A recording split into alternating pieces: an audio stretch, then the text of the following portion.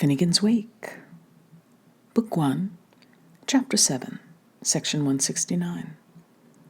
Shem is as short for Shemus as Jem is for Jokey Jacob. A few toughnecks are still gettable who pretend that aboriginally he was of respectable stemming. He was an outlex between the lines of Ragnar Blaubarb and Harold Hairwire, and an in-law to Captain the Honest and Reverend Mr. Birdwood the Trope Blog was among his most distant connections. But every honest-to-goodness man in the land of space of today knows that his back life will not stand being written about in black and white. Putting truth and untruth together, a shot may be made at what this hybrid actually was like to look at.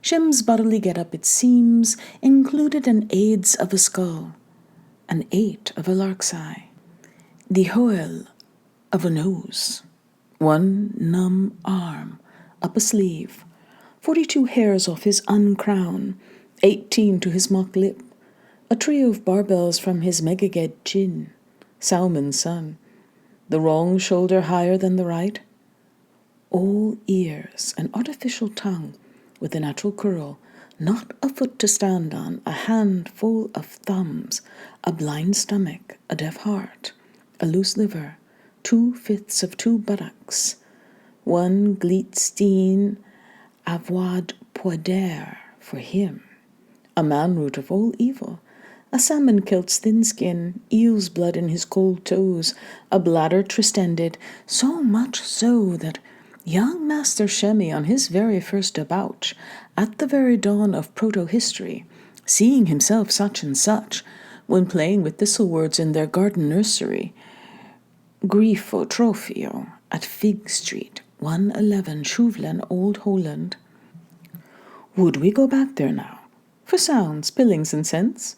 Would we now for annas and annas? Would we for full score 8 and a liretta, for 12 blocks 1 bob? For 4 testers 1 groat, not for a diner, not for Joe, dictated to all of his little brethren and sweet torines the first riddle of the universe, asking, when is a man not a man? Telling them take their time, young frees, and wait till the tide stops, for from the first his day was a fortnight, and offering the prize of a bittersweet crab, a little present from the past, for their copper age was yet unminted, to the winner.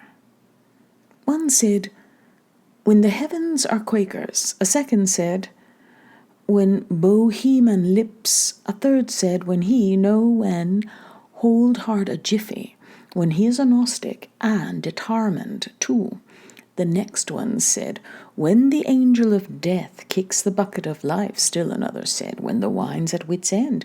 And still another, when lovely woman stoops to conk him. One of the littlest said, me, Shem, when Papa prepared the harbour. One of the wittiest said, when he yeet ye ablokuken, and he smear hisself zo zuken. Still, one said, when you are old, I'm grey, for fool we sleep. And still another, when we deader walkner, and another, when he is just only after having being semicized. Another, when yea, he hath no mananas. And one, when those pigs, they begin now, then they will flies up into the luft. All were wrong. So Shem himself, the dictator, took the cake, the correct solution being, all give it up, when he is yours till the rending of the rocks, Sham. Shem was a sham and a low sham, and his lowness creeped out, first via foodstuffs. So low was he that he preferred Gibson's tea, dime, salmon tinned as inexpensive as pleasing, to the plumpest roe heavy lax, or the friskest par or smolt troutlet that ever was gaffed between Lake Slip and Island Bridge. And many was the time he repeated in his botulism that no jungle-grown pineapple ever smacked like the whoppers you shook out of Ananias's cans, Finlater and Gladstone's corner house England. None of your inch-thick blue-blooded balaclava fried at beef steaks or juice jelly legs of the Grex's molten mutton, or greasily gristly grunter's goupons, or slice upon a slab of luscious goose bosom with lump after load of plum pudding stuffing all a swim in a swamp of bogoak gravy for that Greek-and-hearted you'd. Rosbif of Old Zealand. He could not touch it. See what happens when your somatophage merman takes his fancy to our vegetarian swan. He even ran away with himself and became a farsoonerite, saying he would far sooner muddle through the lash of lentils in Europe than meddle with Ireland's split little pea. Once, when among those rebels in a state of hopelessly helpless intoxication, the piscivore strove to lift a six-round peel to either nostril, hiccuping, apparently impromptued by the hibat he had with his glottal stop, that he cuckooled flourish forever by the smell as the seer, as the kissedron, like a cedar of the founts on mountains, with limon on of Lebanon. Oh, the lowness of him was beneath all up to that sunk too. No liked by like, firewater or first served first shot, or gullet burned gin or honest brew barret beer either.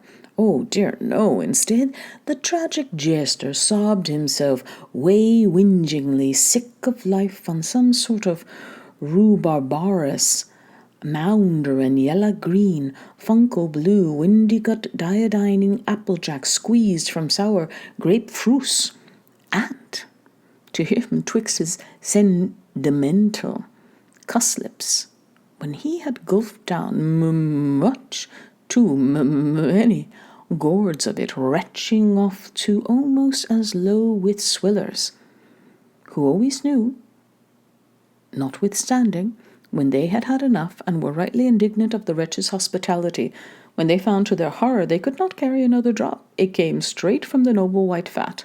Joe, open-side sat, Joe, why hide that, Joe, the wine vat of the most serene majesty, as archduchess. If she's a duck, she's a douche, and when she has a feherbour's not her fault. Now, is it? Arch to chops, funny, you're grinning out. Fancy you're in her yet, Fanny Aurinia. Ain't that swell, hey?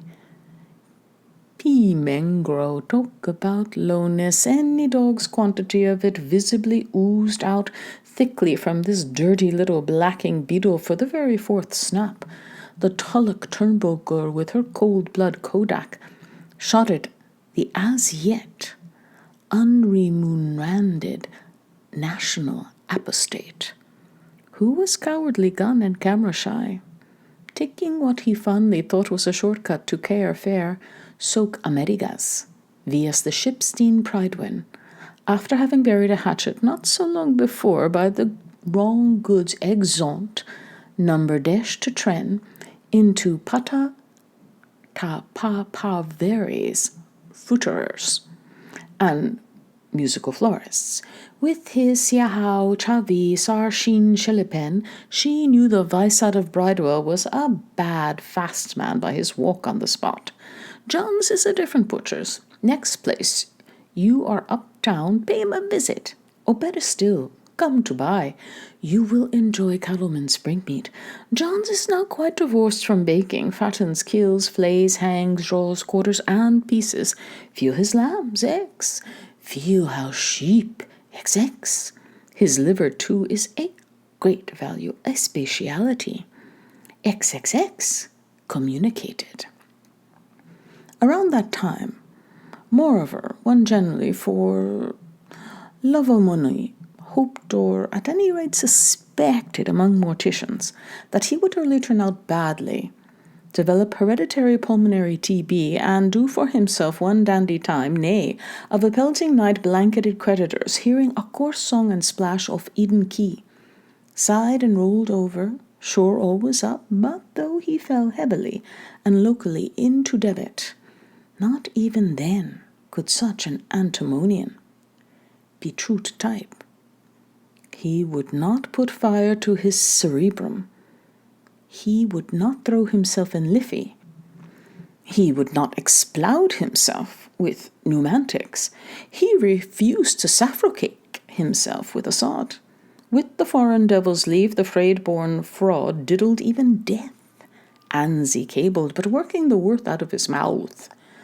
Garda costa leporello? Sasas cres? From his Nero-publican asylum to his Jonathan for a brother. Here, Tokay, gone to Mori. We're splutch, do something, fireless. And had answer, inconvenient, David. You see, chaps, it will trickle out freakishly, of course, but the dumb and the shorty of it is he was in his bardic memory low.